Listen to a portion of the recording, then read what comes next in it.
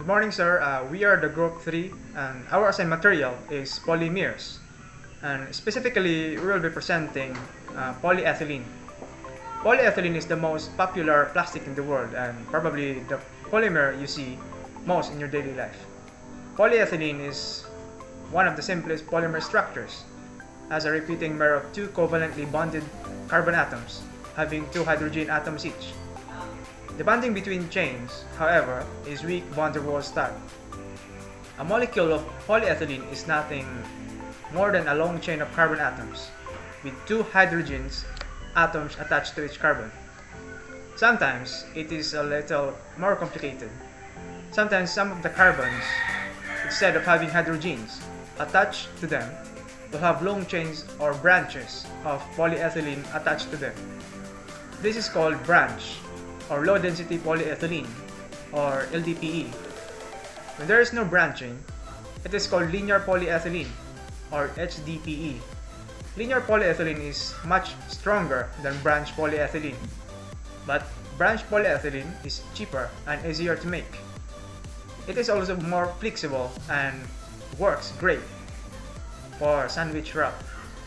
Polyethylene is vinyl polymer made from the monomer ethylene. Here's a model of the ethylene monomer. It looks like some sort of a four-legged headless animal, if you ask me. Polyethylene is widely known used thermoplastic polymer for fabricated parts and components.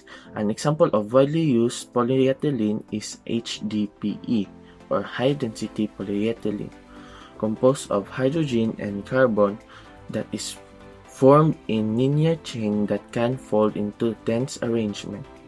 And one of the attractive characteristics of HDPE is its durability, resistance, and impervious to many chemical substances. Our group chose polyethylene. The process of producing polyethylene starts from a refined crude oil. The refined crude oil is sent through the preheater that boils the crude oil and sent to furnace.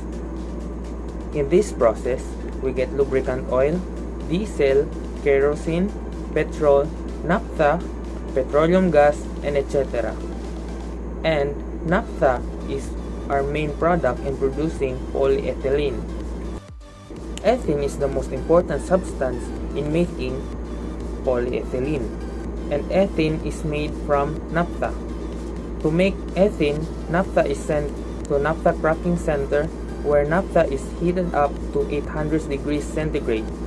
By using steam crackers in quenching process, naphtha is break down into hydrocarbons.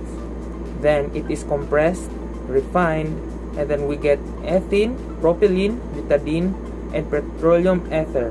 By this process, we get ethene.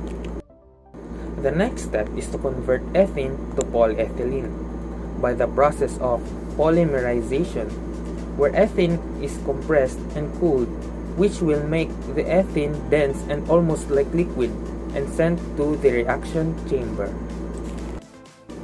In the reaction chamber, initiators are added, or a substance that starts a chain reaction. Then the polymerization takes place, and by this process we can get polyethylene. The following are some of the most common applications for high-density polyethylene. High-density polyethylene is utilized in a variety of packaging applications, including crates, trays, milk, and fruit juice bottles, food packaging caps, jerry cans, drums, and industrial bulk containers. High-density polyethylene delivers an acceptable impact strength to the finished product in such situations. High-density polyethylene is also used in a variety of household consumer items, such as garbage cans, kitchenware, ice boxes, toys, and so on, due to its low cost and ease of processing.